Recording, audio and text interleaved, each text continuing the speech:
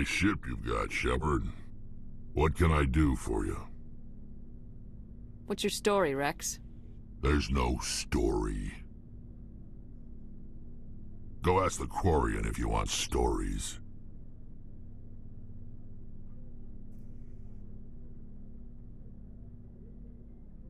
You Krogans live for centuries. Don't tell me you haven't had a few interesting adventures. Well, there was this one time the Turians almost wiped out our entire race. That was fun.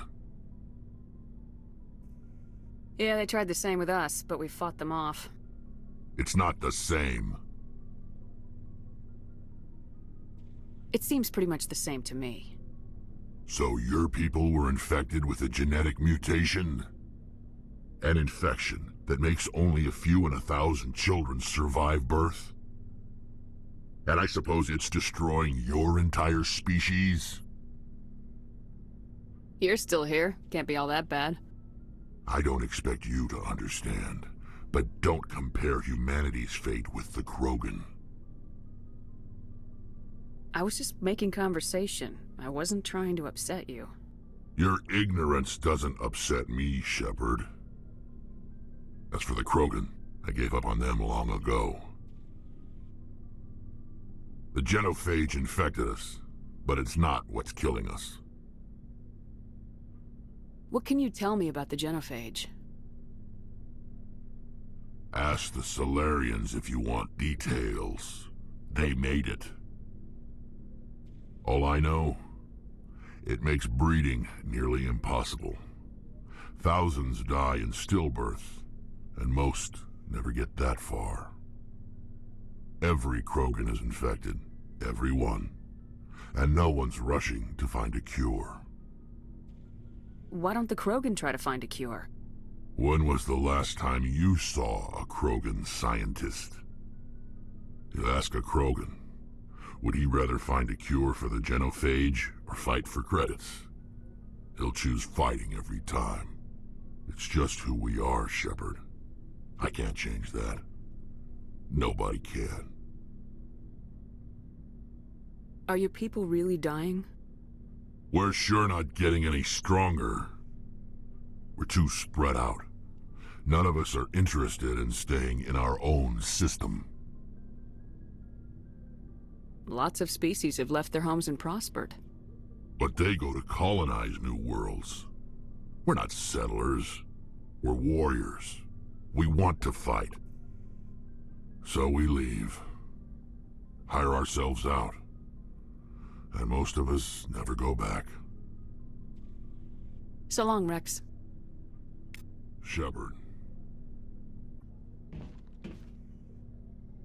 Thanks for bringing me on board, Commander. I knew working with the Spectre would be better than life at C-Sec. Have you worked with the Spectre before? Well, no, but I know what they're like. Spectres make their own rules. You're free to handle things your way. At C-Sec, you're buried by rules. The damn bureaucrats are always on your back.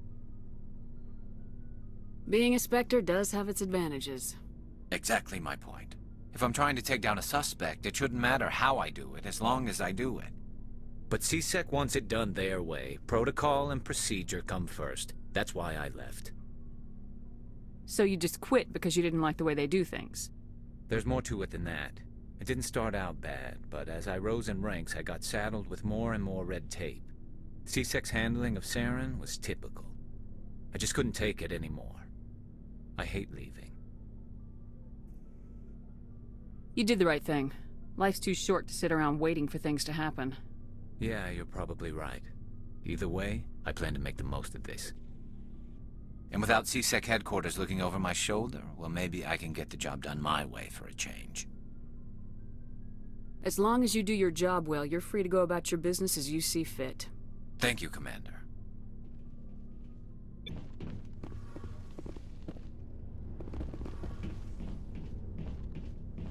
Hey, Commander, you know that Quarian, Tali? She's been spending all her time down here asking me about our engines. I'll tell her to leave you alone. What? No, she's amazing. I wish my guys were half as smart as she is. Give her a month on board and she'll know more about our engines than I do. She's got a real knack for technology, that one. I can see why you wanted her to come along. I figured she'd be a real asset to the team. You got an eye for talent, Commander, but I'm guessing that's not why you came down here. I want to know more about the Normandy. She's the best ship I've ever served on, probably the fastest vessel ever designed, and she's the only one using the new Tantalus drive core. What's so special about the Tantalus drive core? Proportionally, it's about twice the size of any other vessel. Not only are we faster, but we can run at FTL speeds longer before we have to discharge the core. Fill me in on the IES stealth system. How does it work exactly? You can't hide a ship out in space. They emit too much heat and radiation, too easy for sensors to pick them up, unless you find a way to capture those emissions. So our stealth systems trap the energy we give off in storage sinks built into the ship itself. No emissions to give away our location. Eventually the sinks have to be vented. More than a few hours silent running and they overheat. Cook us inside our own hull. There's no way for anyone to detect us? A visual scan can still pick us up. Anyone looking out a window can see us plain as day. But you have to be pretty close to get an actual visual out in space. Most vessels rely on scanners. As long as the stealth systems are engaged, they can't see us. Not unless we accelerate to FTL speeds. Why doesn't it work with faster-than-light travel? Cranking up to FTL blue shifts our emissions, pushes them into frequencies too high to capture in the sinks. As soon as we make the jump, it's like setting off a flare. Sensors can pick up our location whenever we enter or exit FTL flight, but for short-range missions, our stealth systems are amazing, and we've got the only one. Where else have you served, Adams? If you name a class of Alliance ship, I've probably served on it. Everything from dreadnoughts and carriers right down to frigates like the Normandy. My last assignment was on the Tokyo, only a cruiser, but she was a good ship. Couldn't hold a candle to the Normandy, though. Carry on, Adams. Aye, aye, Commander.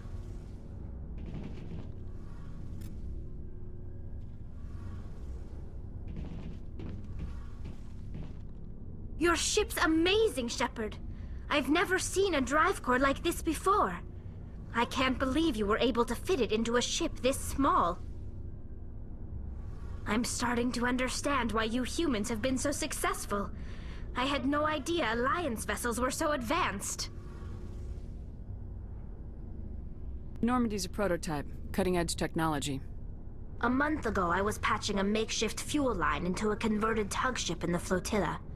Now, I'm sitting on board one of the most advanced vessels in Citadel space. I have to thank you again for bringing me along. Traveling on a vessel like this is a dream come true for me. I had no idea you found ship technology so interesting. It comes with being a Quarian. The migrant fleet is the key to the survival of my people. Ships are our most valuable resource. But we don't have anything like this. We make do with cast-offs and second-hand equipment. We just try to keep them running for as long as we can. Some of the fleet's larger vessels date all the way back to our original flight from the Geth.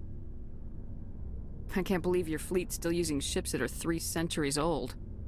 They're constantly being repaired, modified, and refitted.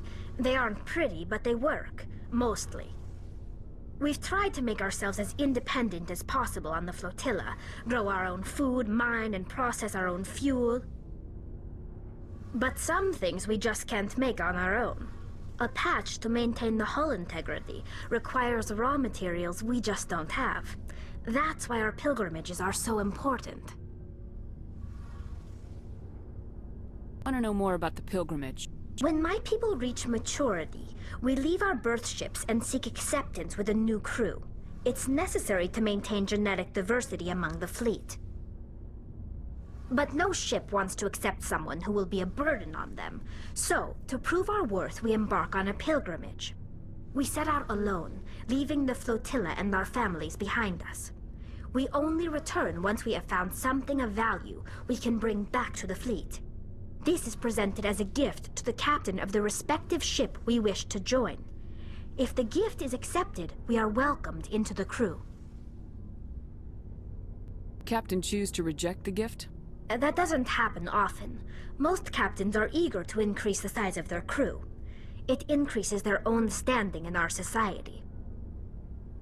Even when a gift is not particularly valuable, the captain usually accepts it out of a sense of tradition. However, there is a stigma to presenting a substandard gift. It's not the best way to make a good impression on a new community. Most pilgrims don't return until they find something worthwhile. I can't believe they just send you off alone. It's not like they just cast us out. Before we leave, we are given lessons in how to survive outside the flotilla, and given gifts to help us on our journey. We also receive implants to fight off sickness and disease. Generations of living in an isolated and highly controlled environment have left our immune systems weaker than most. By the time we leave the fleet, we are well equipped for the pilgrimage. This is a rite of passage for all Quarians. If it were dangerous, our numbers would suffer. Virtually every pilgrimage ends with a triumphant return and the ritual presentation of the gift to one of the fleet's captains. I want to talk about something else. Like what? Tell me about your people. Our lives aren't easy. Resources are scarce, and we are constantly on the move. Everything we do must in some way contribute to the continuation of the migrant fleet. There are 17 million Quarians in the flotilla, and each of us relies on the others for survival. The bonds among my people are strong. Unfortunately, we have had to surrender many of the freedoms and civil liberties other species take for granted. What kind of freedoms? Well, it's illegal for parents to have more than one child. If our population grows too much, it would strain our resources to their breaking point. Of course, we also can't allow our numbers to become too few. If our population is in decline, the rule against single births is temporarily repealed.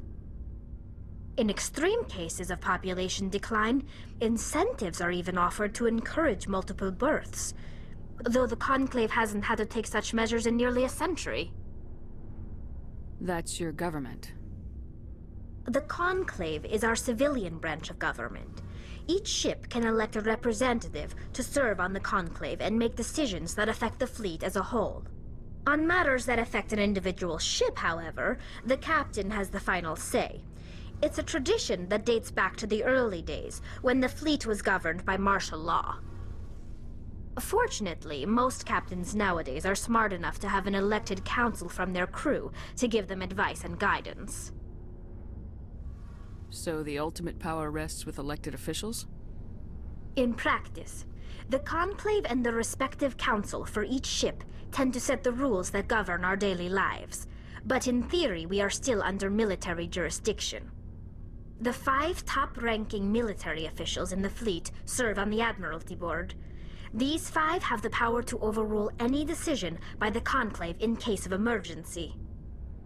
To do so requires unanimous agreement among the Admiralty, and they can only do this once. After that, the entire board must resign their posts. It's a safeguard that served us well. In nearly 3 centuries, the Admiralty Board has only overruled the Conclave 4 times. I want to know more about the Geth. I doubt I can tell you anything you don't already know. It's been almost 3 centuries since they drove my people into exile. All I know is the story of their origins, what they were when we created them, and how they turned on us. Interesting. The Geth were originally created to serve as an automated manual labor force. Initially, their intelligence was as limited as any VI. Over time, we made small modifications to their programming to allow them to perform more varied and complex tasks, bringing them closer and closer to true AI status. How come the Council didn't step in and stop you? This wasn't true AI research. We may have been skirting the bounds of the law, but we never did anything that was actually illegal. The changes were so insignificant, so gradual, that we were able to control them. Or so we thought. But one thing we underestimated was the power of the neural network. 1 million Geth thinking simultaneously created an inherently unstable matrix. So the Geth share brainpower? Many of the Geth's logic systems were designed to work in concert with other nearby Geth. Basically, the more of them you have in the group, the smarter they are. So there's some sort of group consciousness. No, nothing like that. They cannot share sensory data or information. Their programming cannot handle that much simultaneous input. Each Geth maintains an individual awareness and identity. The neural network only operates on a process-based level. It's basically the synthetic equivalent of a subconscious. But when they're in close proximity, they can coordinate low-level functional processes, freeing up more capacity for original or independent thought.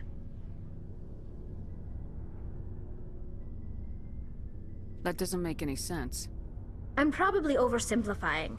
The Geth are incredibly advanced and complex creations. All you need to know is that they get smarter when they gather in large numbers. As we built more and more Geth, their effective intelligence became more sophisticated, more abstract. One day, a Geth began to ask its Quarian overseer questions about the nature of its existence. Am I alive? Why am I here? What is my purpose? As you can imagine, this caused a near panic among my people. I don't see what's so bad about those questions. The Geth were created to engage in mundane, repetitive, or dangerous manual labor. That's fine for machines, but it won't satisfy a sentient being for long. The Geth were showing signs of rudimentary self-awareness and independent thought. If the Geth were intelligent, then we were essentially using them as slaves. It was inevitable the newly sentient Geth would rebel against their situation. We knew they would rise up against us, so we acted first. A general order went out across all Quarian-controlled systems to permanently deactivate all Geth. The Geth responded to this order violently. You didn't really think they'd just let you destroy them without a fight, did you? The hope was that most of the Geth would still be little more than machines, incapable of organized resistance. But they had progressed much further than anyone anticipated. The war was long and bloody. Millions upon millions of Quarians died at their hands. In the end, we were forced to flee our own homeworld. We feared the Geth would pursue us, but they never came beyond the Veil. Now we drift through space, exile searching for a way to reclaim what was once ours.